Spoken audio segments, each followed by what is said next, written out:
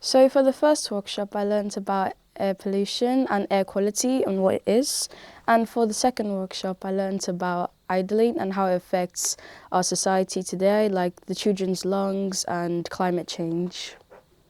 I learned that you really shouldn't be idling because it produces a lot of bad things that will go into the air. Cars make pollution from two ways. One is nitrogen dioxide from the exhaust pipes that we breathe in.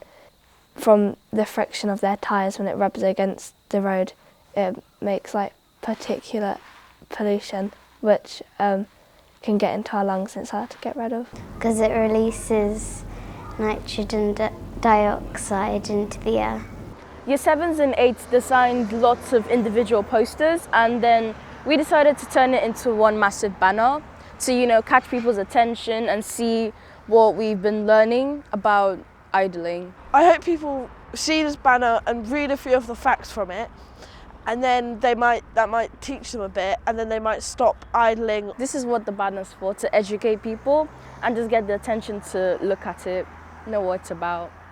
I hope it stops the amount of cars that are parked and that are idling outside of schools.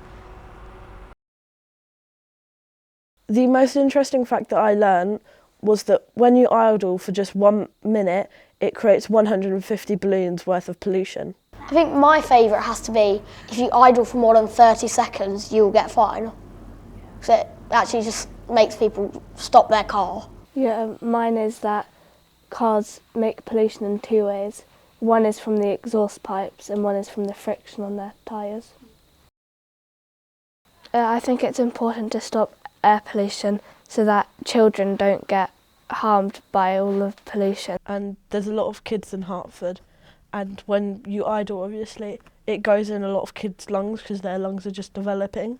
There's a child down below, they're smaller, and there's an adult who's really tall, so the smoke stays close to the ground, so it gets into their face and they breathe it into their lungs. It's not good.